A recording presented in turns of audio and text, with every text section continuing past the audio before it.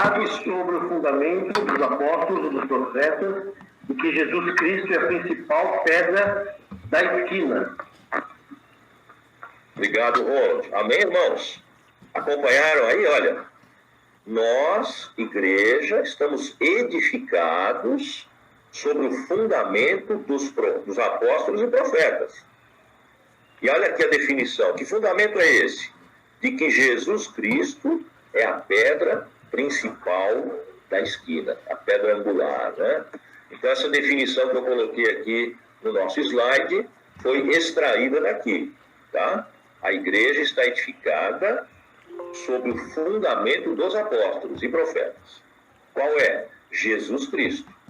Nós vamos ler também 1 Coríntios 3, do 9 ao 11.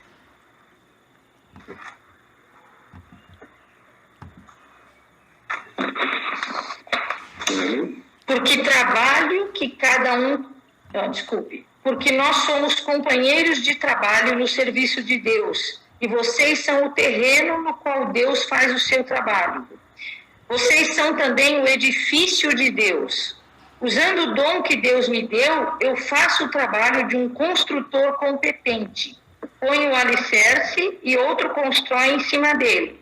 Porém, cada um deve construir com cuidado, porque Deus já pôs Jesus Cristo como o único alicerce e nenhum outro alicerce pode ser colocado. Amém? Amém. Obrigado, Denise. Pastora Denise usou a tradução na linguagem de hoje, né? Isso. Portanto, irmãos, Paulo está afirmando aqui que esse capítulo 3 de 1 Coríntios está falando, né? A igreja estava dividida, estava tendo preferências por apóstolos, né? Mas ele fala que todos eles são cooperadores de uma lavoura que pertence a Deus, que é a igreja, tá? E Paulo, por exemplo, está colocando o fundamento. Um outro apóstolo edifica sobre ele, né? Porém, irmão, esse fundamento é único, é básico, é principal, e ele é Jesus Cristo. Portanto, qual é a fundação dos apóstolos e profetas? É Jesus Cristo, tá? A igreja foi fundada pelos apóstolos, por isso ela é uma igreja apostólica.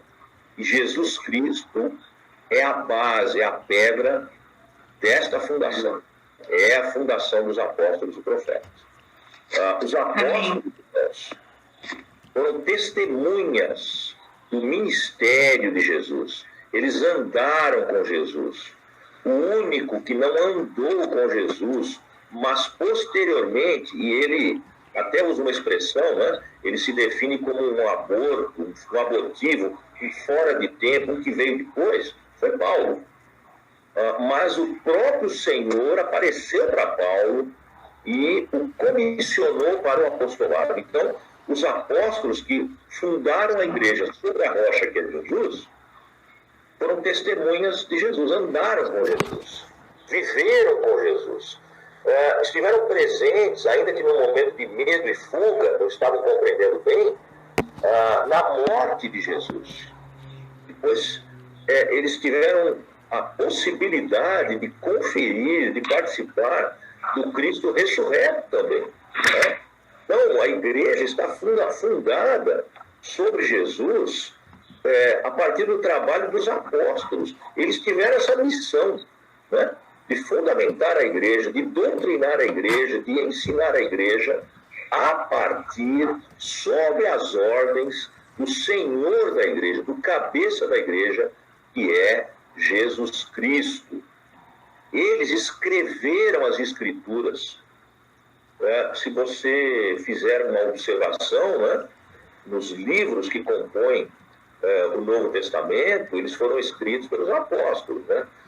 Portanto, eles, ao escreverem, revelam esse fundamento, revelam Jesus, testificam que Jesus é a regra, é a norma de vida da igreja. Quando a igreja é avaliada, ela é avaliada sobre essa norma, sobre essa rocha, sobre Jesus, né? Portanto, a igreja é única, santa e católica quando ela também é apostólica. Não dá para separar essas coisas. Ela não pode ser apenas única e santa, ou santa e católica. Não. ela é única, santa e católica e apostólica. Eu queria pedir a gentileza de fazermos ainda mais uma leitura em Atos, capítulo 1, versículo 22, né?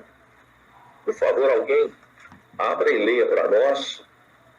Atos, capítulo 1, versículo 22.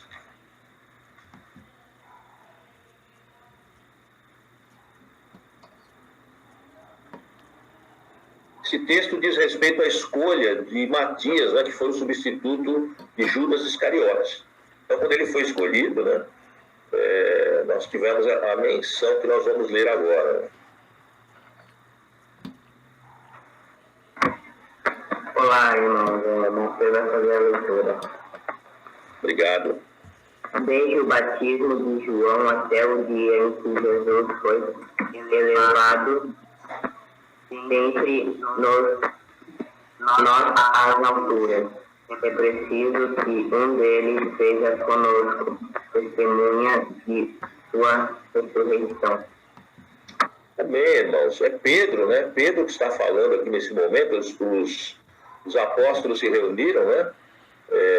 E entenderam que era necessário, com a morte de Judas Iscariotes, que ele fosse substituído, né? Então, que mais um, né, substituindo a Judas, fosse conosco, ou seja, com Pedro e os outros apóstolos, testemunha da sua ressurreição. E notem que Pedro fala, olha, o nosso testemunho começou desde o batismo de João.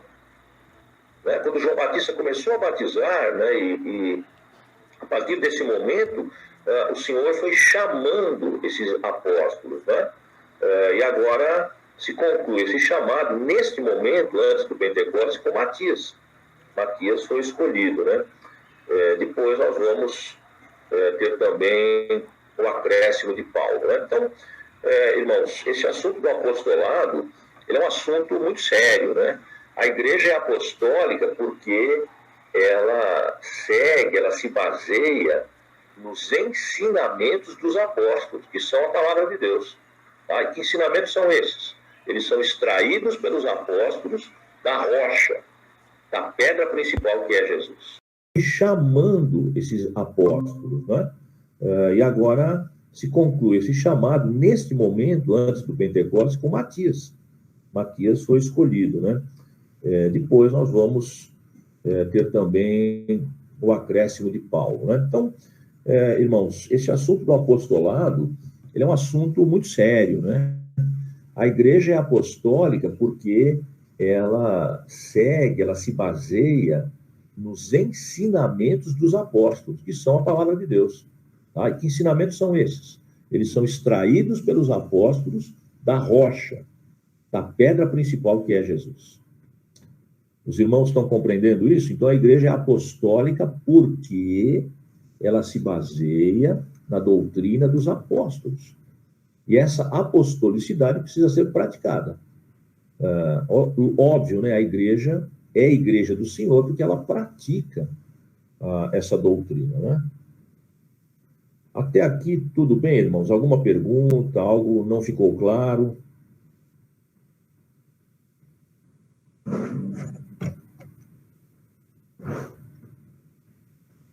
Bem, eu estou entendendo, então, que ficou.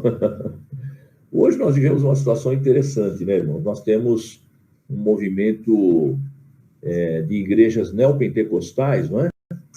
Que admitem a possibilidade de apóstolos nos nossos dias, né? Isso aconteceu também ao longo da história da igreja, mas hoje nós vivenciamos isso e, de uma certa forma, a Igreja Católica Romana também pratica isso na pessoa dos bispos, né? Que a sucessão dos papas, uma sucessão apostólica, né? E que as igrejas neopentecostais também adotam. Então, vez ou outra, nós nos deparamos, né, com apóstolos e apóstolas, né? Mas compreendemos pela palavra de Deus que os apóstolos de Jesus foram aqueles que testemunharam pessoalmente seu ministério, sua morte, sua ressurreição, e que escreveram as Escrituras. Não é? A nossa compreensão do assunto é esta. No entanto, respeitamos as opiniões, mas, segundo as Escrituras, entendemos assim. Tem um livro muito interessante, eu queria fazer essa observação, que trata desse assunto, né? Apóstolos, Verdade Bíblica sobre o Apostolado, que foi escrito pelo reverendo Augustus Nicodemos Lopes. Ele é ministro da Igreja Presbiteriana e ele escreveu, não sei se está dando para vocês enxergarem aí, ele é da editora Fiel. Está dando para ver, irmãos? O reverendo Augustus, ele fez um estudo, né? Isso aqui é um trabalho de pesquisa, tá? É pesquisa sobre essa questão do apostolado, né? E aquilo que eu disse também está nesse livro. Ele pensa também dessa forma e demonstra isso, né? Através das Escrituras. Mas nossa missão não é ficar debatendo isso, combatendo isso, apenas esclarecendo a igreja que os apóstolos de Jesus foram aqueles que andaram com ele, que presenciaram sua morte e ressurreição e escreveram os livros que estão na Bíblia Sagrada. Tá? Se você tiver interesse, esse livro é bem interessante sobre esse assunto. E como é que a apostolicidade é vista, irmãos, por alguns ramos das igrejas cristãs? Bem, para os católicos romanos, a autoridade apostólica, a apostolicidade, é baseada nas Escrituras, tá? Mas também é acrescida da tradição da igreja. O que é a tradição da igreja? Aliás, é o retrato da Igreja Católica Romana, é a sua tradição, né? Ou seja, não se baseia apenas na Bíblia Sagrada, mas também ao acréscimo de tradições da igreja, de escritos que a igreja segue, que a igreja pratica.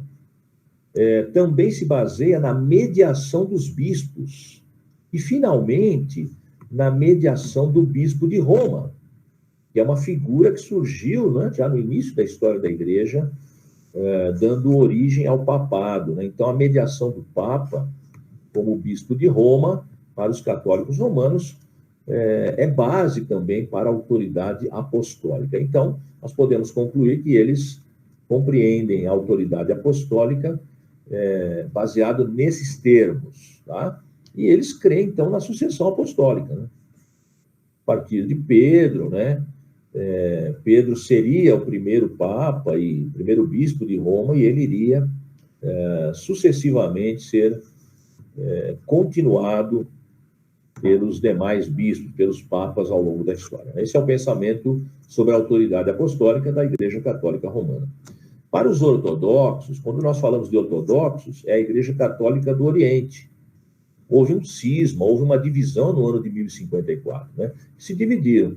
E esses ortodoxos, a Igreja Católica Oriental, aliás, para ilustrar para vocês, nós temos uma catedral ortodoxa ali na próxima à Estação Paraíso. Você já deve ter visto ali, né? Uma igreja muito bonita, né? Então, é a Igreja Católica Oriental e a Igreja Anglicana, que é a Igreja Católica Inglesa. Para esses dois segmentos do cristianismo, também o papel dos bispos, né, define a autoridade apostólica, tá? Eles também têm essa questão, né, de sucessão apostólica. Para os reformados, irmãos, quem são os reformados? Não é? Bem, os reformados são aqueles que provêm da reforma protestante do século XVI, né, quando ficou definido pela Bíblia Sagrada que a verdadeira medida da autoridade apostólica são as Escrituras somente. Não são os bispos. Não é a mediação de um primaz, de alguém maior. Não há uma sucessão de Pedro e de outros apóstolos que estarão na liderança da igreja, né? Para os reformados, e nós procedemos desse movimento, né? A verdadeira medida da apostolicidade são as Escrituras somente.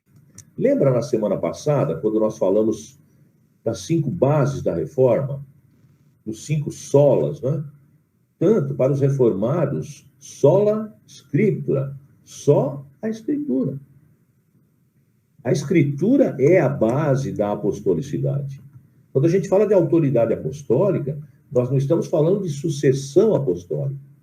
Nós estamos falando de doutrina apostólica. A apostolicidade e a sua prática é o exercício da doutrina bíblica, tá? Por isso a igreja é apostólica. Não porque ela tem apóstolos. Os reformadores, irmãos, definindo esse conceito, identificaram como marcas da verdadeira igreja apostólica, primeiro, a pregação fiel da palavra de Deus. Tá? A interpretação e a pregação fiel da palavra de Deus. Esta é uma marca da verdadeira igreja apostólica. Não é o apóstolo, é a palavra, é a sua pregação fiel. Segundo, uma administração correta dos sacramentos, das ordenanças, que são o batismo e a ceia. Né? E terceiro, o exercício fiel da disciplina da igreja. A igreja não admite certas coisas que a Bíblia não admite. Tá? A igreja, ela se escora na palavra de Deus, ela se escora na rocha que é Jesus, e ela exerce uma disciplina fiel, segundo essa palavra. Essas são as marcas da verdadeira igreja apostólica. Né? Aliás, no próximo domingo, nós vamos iniciar esse assunto, né? As marcas da verdadeira igreja. Amém, irmãos? Portanto, o padrão para essas marcas, eu acabei de falar aqui, estão escritos em Atos, capítulo 2, versículo 42. Gostaria que um outro irmão ou irmã fizesse a leitura desse texto.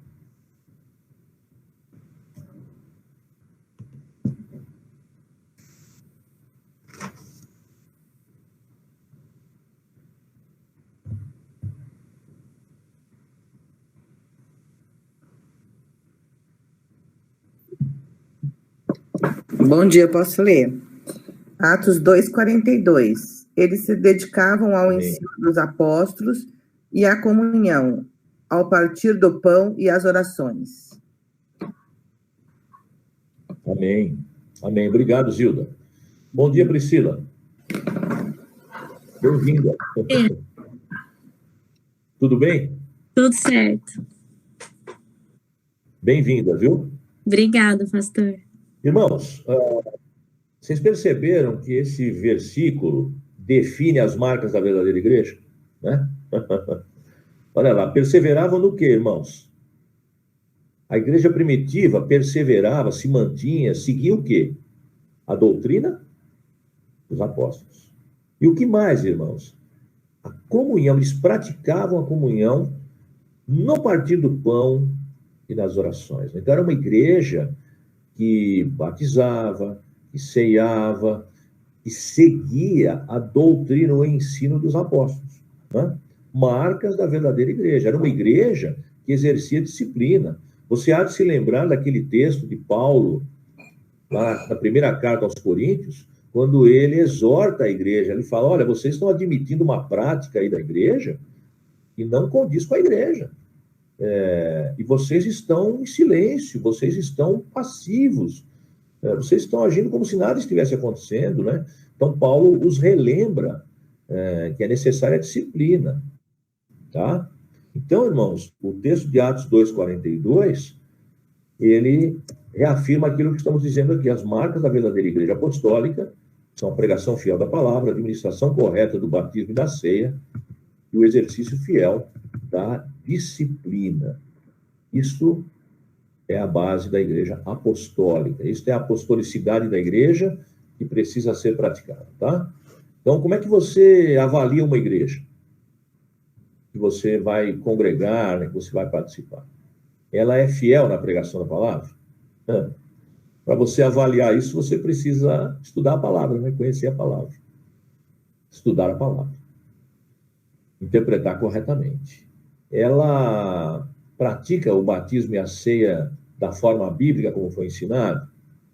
Ela é uma igreja que pratica a disciplina bíblica, né? Então, são marcas que você examina para constatar a existência de uma verdadeira igreja apostólica. Tá? Por quê? Porque isso é ensino dos apóstolos, que veio da onde? Do fundamento dos apóstolos, que é Jesus. Esse padrão, isso é um padrão, tá? Isso aí não é uma coisa que nós criamos, irmãos. Ah, a nossa igreja vai ser dessa forma ou daquela. Não, nós não podemos, nós não temos autoridade para fazer isso. Nós precisamos que a Bíblia nos diga o padrão, né?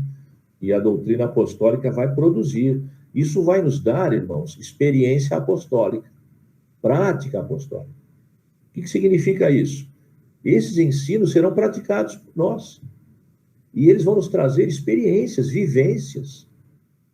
Quando nós pregamos a palavra, quando nós batizamos, quando nós ceiamos, como vai acontecer hoje à noite, quando nós disciplinamos, né? Essa prática apostólica, esse padrão doutrinário, nos traz experiências. Todos vocês têm experiências. A nossa igreja tem experiências, né? Apostólica, né? Então, você percebe o que significa o termo apostólico, né? Quem foram os apóstolos? Por que a igreja é apostólica e ela deve praticar essa apostolicidade? Fiz aqui uma inserção, irmãos, não estava no nosso roteiro. Assim como domingo passado eu também inseri aquela informação histórica, né, sobre o surgimento da Igreja Católica Romana, eu achei por bem inserir também algo sobre o bispado, né, o papado na igreja, mais para os irmãos terem essa informação. Não é? A Igreja Católica Romana, quando ela definiu a sucessão apostólica, ela recorreu a um teólogo chamado Irineu de Lyon, ou Irineu de Leão, né? Lyon, uma cidade francesa, né? Então, Irineu de Lyon, que viveu no segundo século, de 130 a 202 depois de Cristo. Ele foi um bispo grego, né?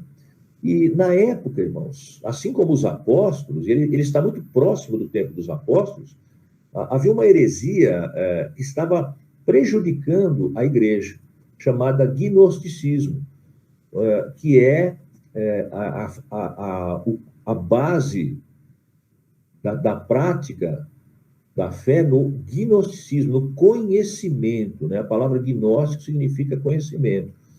E havia um gnóstico, né? Foi o mais famoso da época, chamado Valentim, que ensinava práticas gnósticas, né? Então, o gnosticismo, ele ensinava, por exemplo, que a igreja ia se edificando através de graus de conhecimento, né?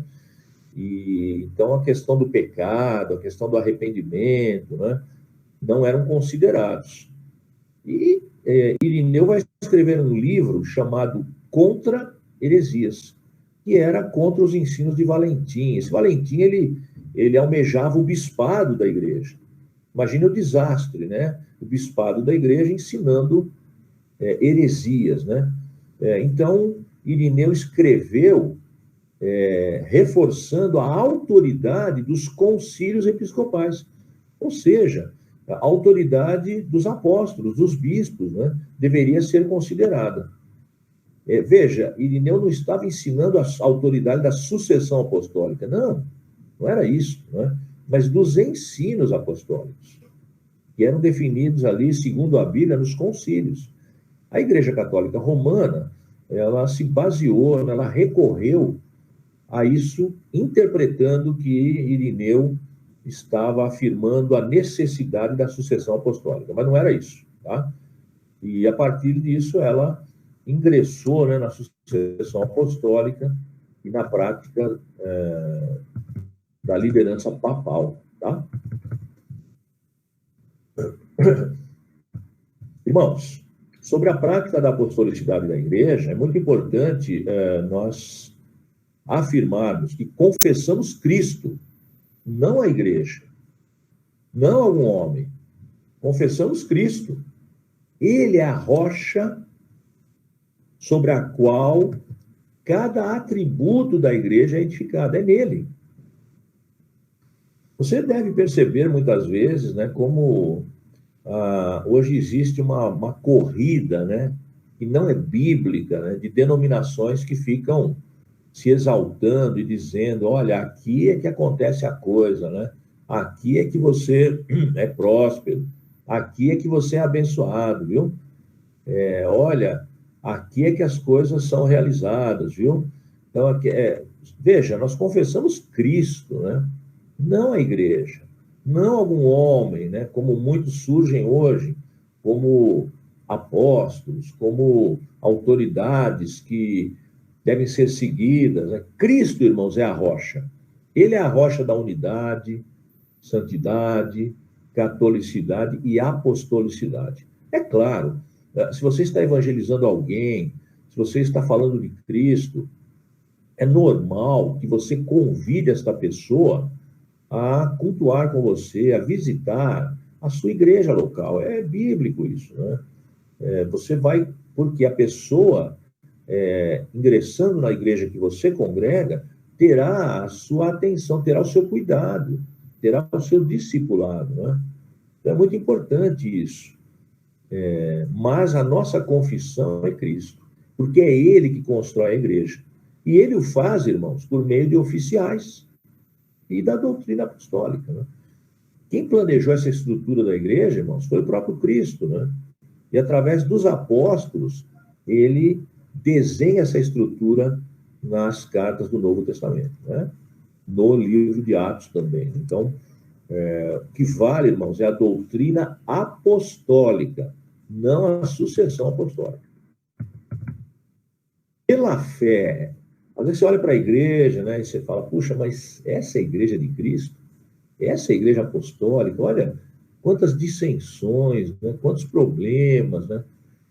Puxa, mas olha o que está acontecendo ali, né? Pela fé, irmãos, nós confiamos em Cristo, porque Ele reúne essa igreja, Ele protege, Ele conserva.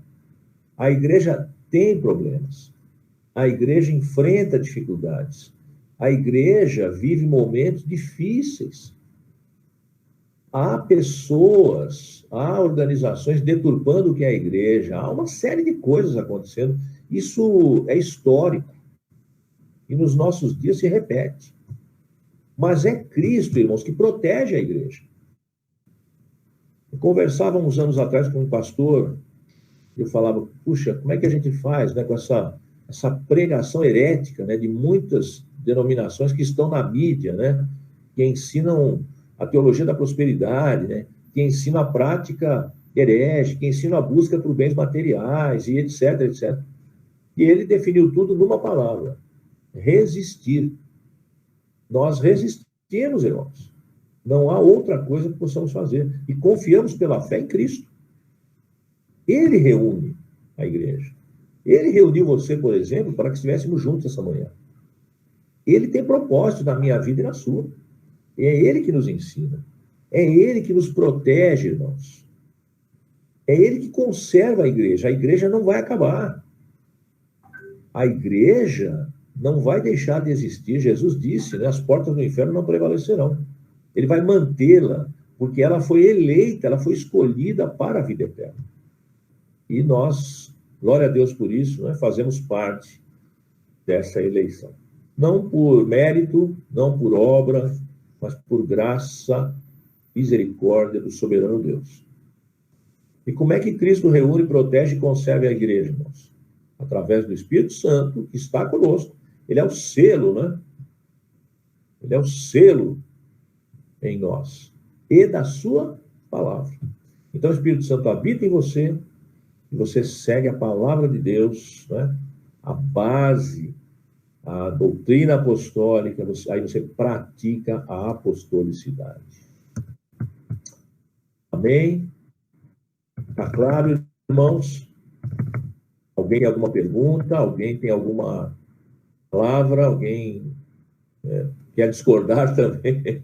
Fique à vontade. Estão procurando pegar os textos bíblicos, né?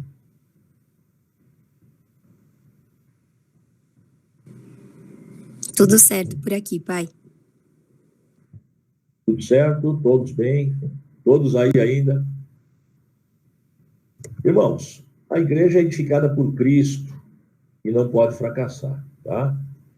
Ela não vai fracassar porque ela está edificada, ela está edificada em Cristo e por Cristo.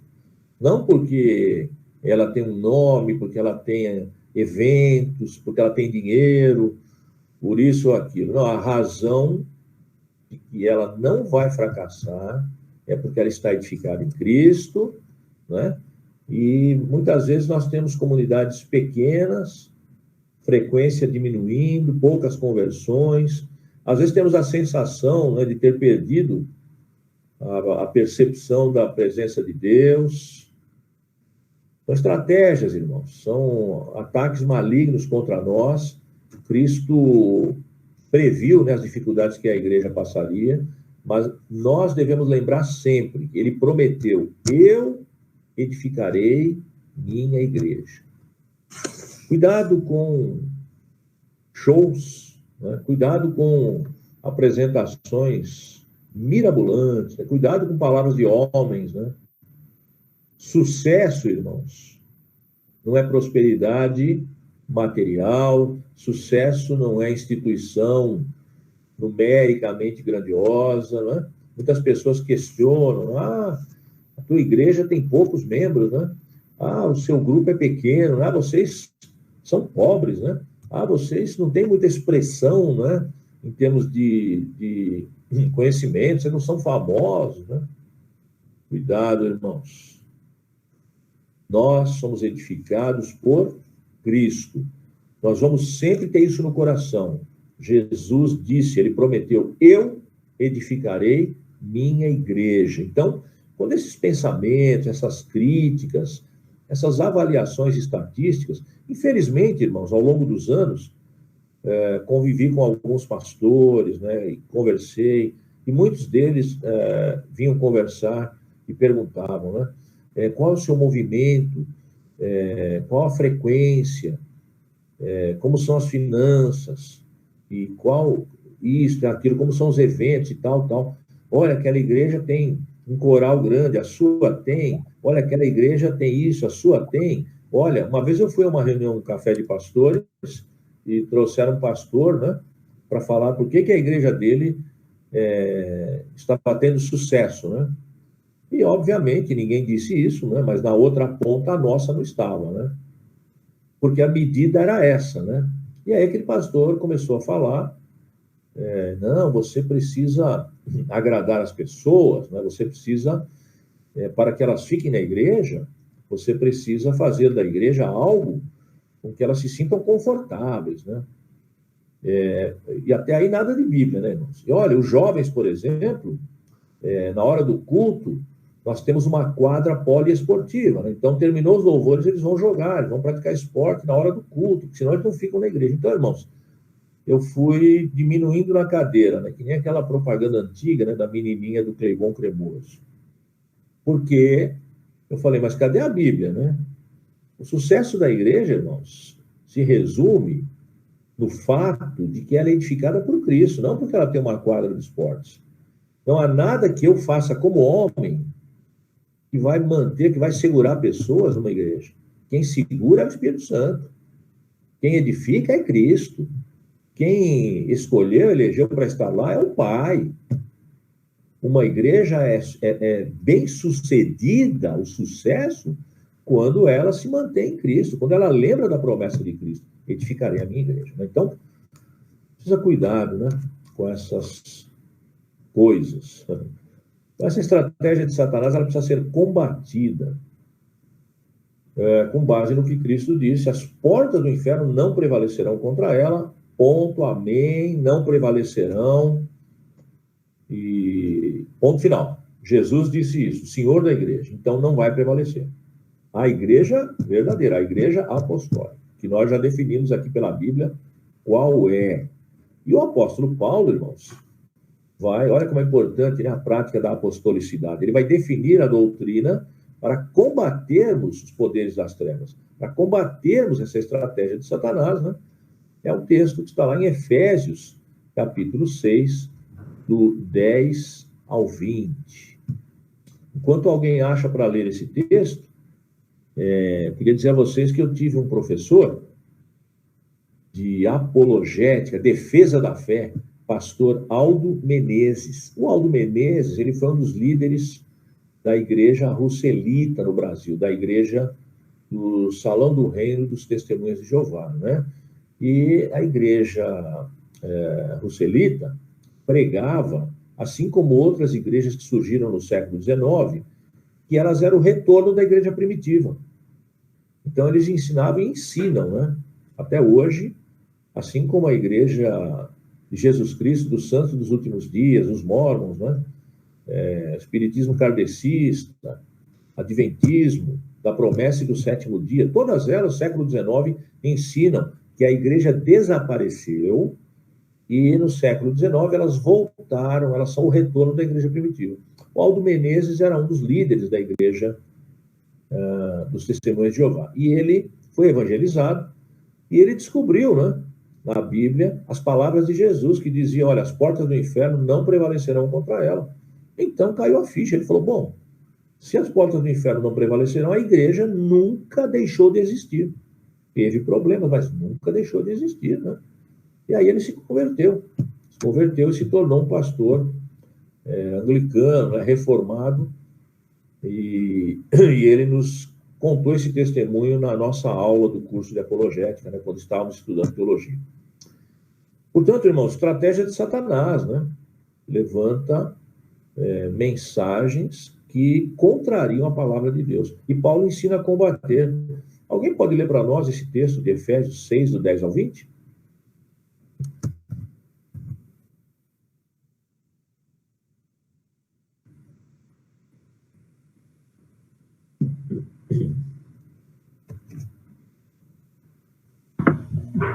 Ronald, vai ler de Efésios 6, de 10 a 20. Amém. Os demais irmãos meus, fortalecei-vos no Senhor e na força do seu poder.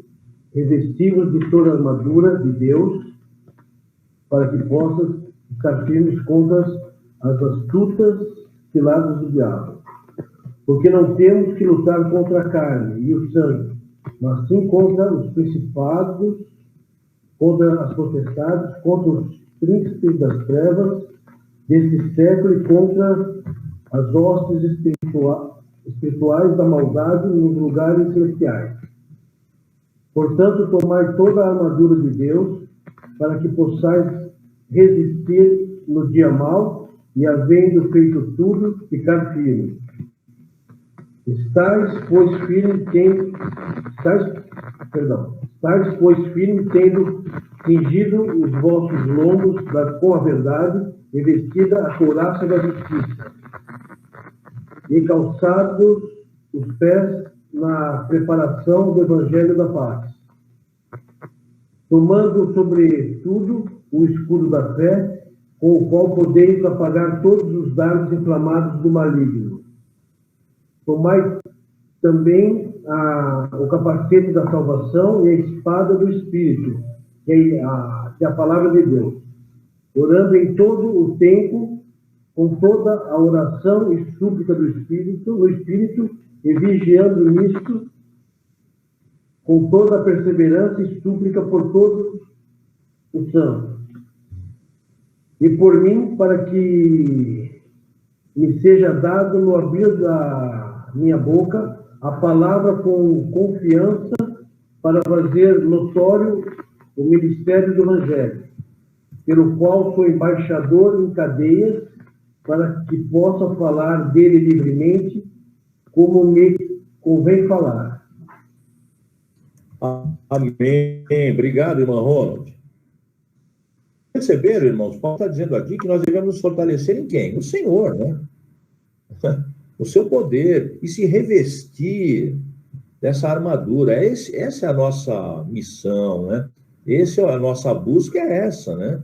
Nós nos fortalecemos no Senhor. É nessa força que a igreja sobrevive, não em outra, né? E para quê? Porque só assim vai existir essas coisas que nós acabamos de citar aqui. Essas ciladas, armadilhas do diabo. Paulo é muito claro aqui, né? Ele é muito claro, a nossa luta não é com homens. Nós devemos resistir ao maligno, né? E ele deixa muito claro e depois ele fala, né? Como fazer isso? Ele descreve aqui, fazendo uma analogia com uma armadura, né, de guerra, ele faz uma analogia aqui, então ele fala, lide com a verdade, com a justiça, né? Pratique isso, né? Olha a apostolicidade aí, né? ande no evangelho da paz, né? Pregue esse evangelho, use a fé contra os ataques do inimigo, né?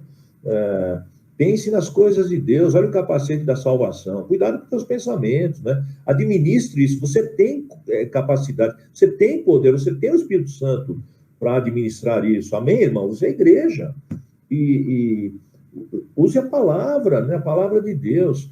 Nós temos falado, a pastora Elisete antes de ontem, e eu, pela permissão de Deus ontem, nas nossas reuniões de oração, nós temos falado, não é só orar, irmãos.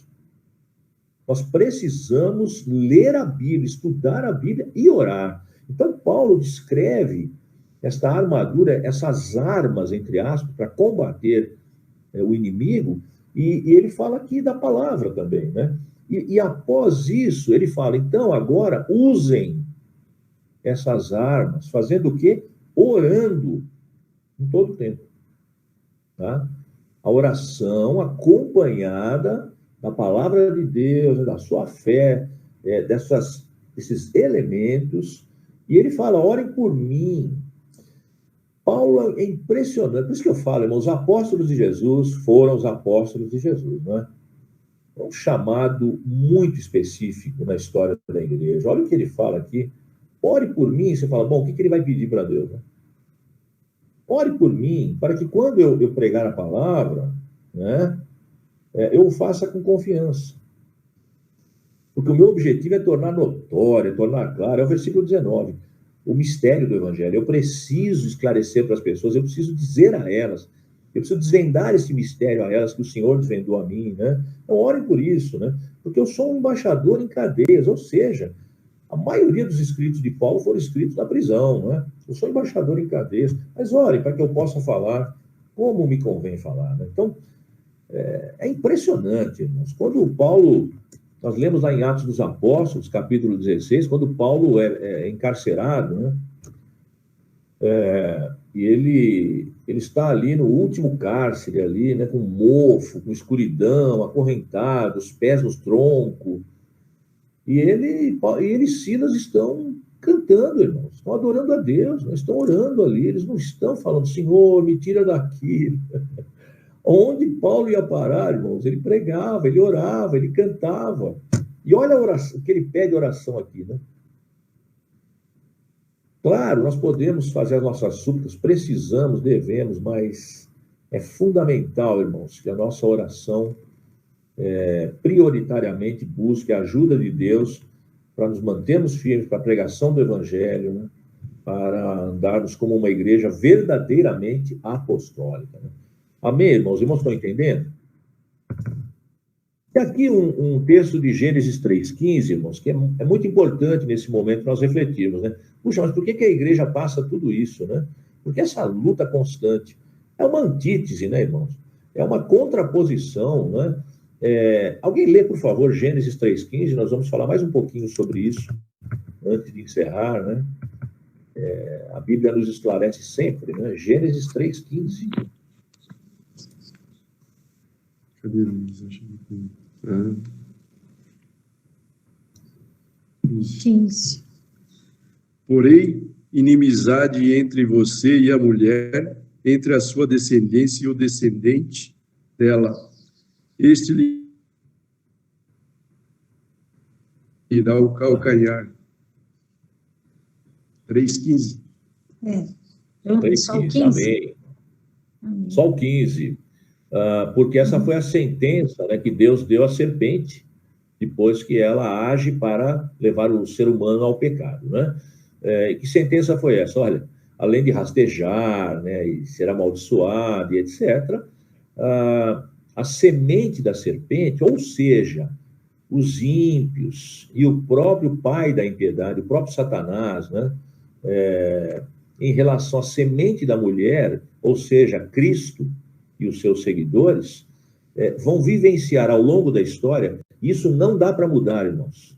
Não adianta fazer culto ecumênico, acordo, não tem. Isso é histórico. Desde que Deus decretou isso, a inimizade espiritual, a antítese espiritual entre a semente da mulher, representada em Cristo, e, obviamente, seus seguidores, e a semente da serpente. O diabo, e os seus seguidores, né? E aqueles que praticam a impiedade, que não se convertem a Cristo. Essa antítese, essa inimizade, a palavra aí, é uma realidade, né? Então não concorda, não anda junto. Não adianta você falar, não, a igreja tem que atingir as expectativas das pessoas. Não, a Bíblia não fala isso, irmãos. A igreja foi definida por Cristo. As pessoas é que precisam se adequar à palavra de Deus, ser transformadas segundo a imagem de Cristo. Entende isso? A igreja apostólica é essa, irmãos. O ensino dos apóstolos é esse. Então não estranhe, né, essas lutas, essa não concordância, esses investimentos contra a tua vida, contra a tua igreja, contra a tua família. É espiritual, irmãos, e reflete-se na sociedade, em todas as suas esferas, na maldade humana. A igreja sempre enfrentou oposição e sempre enfrentará. Por que essa antítese? Gênesis 3:15. Se a gente compreendesse melhor isso, a gente teria menos problema, né? Portanto, irmãos, é ideal nós sempre entendermos as coisas sob a perspectiva de Deus, né? Que está na Bíblia, para a igreja. Então, quando você vê uma igreja sofrendo, né? E ela vai sofrer, porque Jesus disse isso, né? Por causa dessa antítese de Gênesis 3:15, Deus vê uma igreja gloriosa, uma igreja que ele elegeu, uma igreja que ele escolheu, né? Alguém, por favor, leia, né? Nós já vamos encerrar. Efésios 1, de 3 a 6, por favor. Um outro irmão ou irmã já abra em Efésios 1:7. Mais alguém, Romanos 8:15. E 1 Coríntios 15:58. Por favor, irmãos.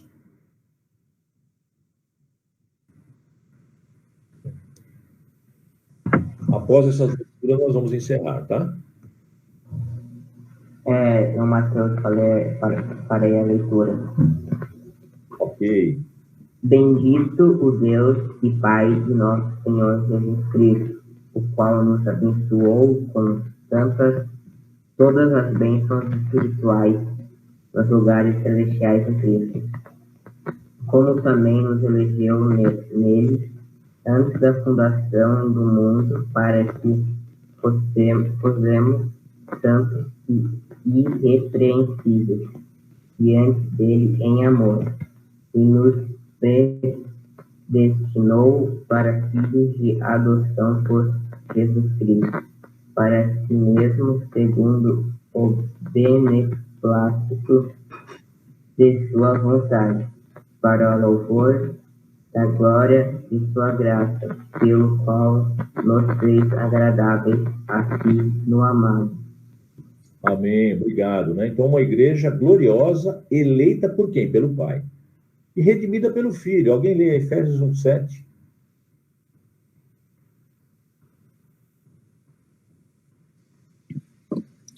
Nele temos a redenção por meio de seu sangue, o perdão dos pecados, de acordo com as riquezas da graça de Deus. Aleluia. Jesus é quem redime essa igreja gloriosa, né? E adotada pelo Espírito Santo. Romanos 8:15.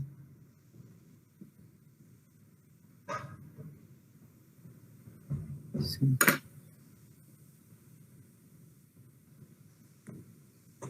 Porque o Espírito que vocês receberam de Deus não torna vocês escravos, e não fazem com que tenham medo. Pelo contrário, o Espírito torna vocês filhos de Deus, e pelo poder do Espírito dizemos com fervor a Deus: Pai, meu Pai. Aleluia, né? Então o Espírito Santo nos adota, a igreja gloriosa, eleita pelo Pai, redimida pelo Filho. E finalmente, né, irmãos, todo o trabalho dessa igreja gloriosa não é vão. 1 Coríntios 15:58, para encerrarmos, né?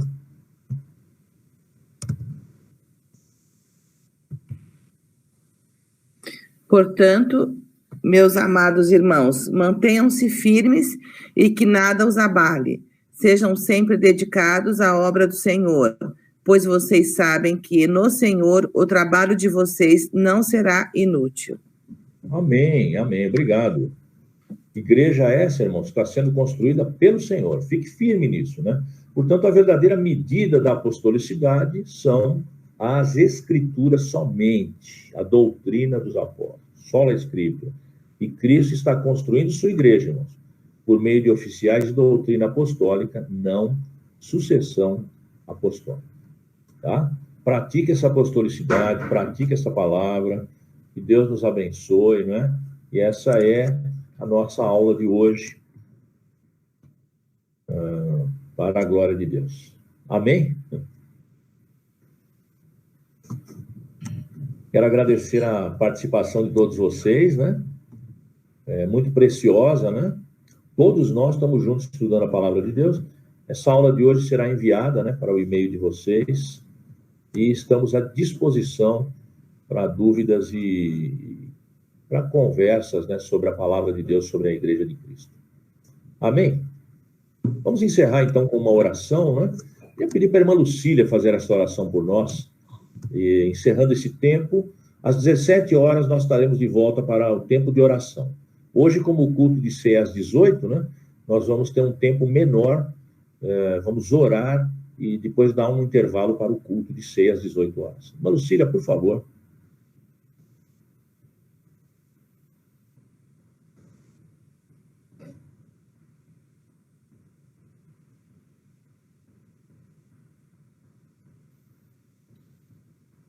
Está sem som. Eu não estou ouvindo. Está sem som.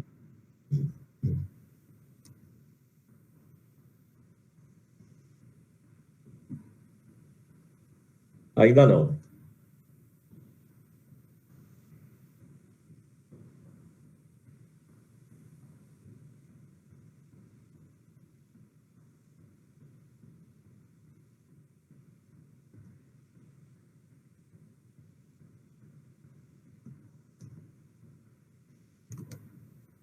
Acho que a irmã Lucília teve alguns problemas lá, né?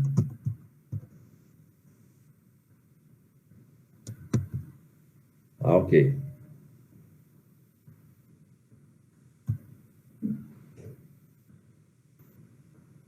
É só ativar o microfone, irmã Lucília.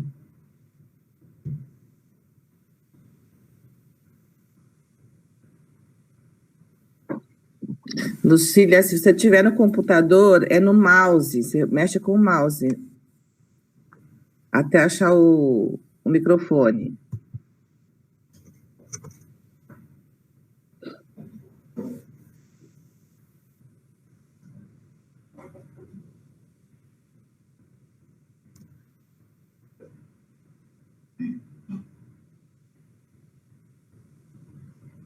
Bom, acho que algum problema aconteceu, irmã Lucília, mas não tem problema não. Vamos orar, né?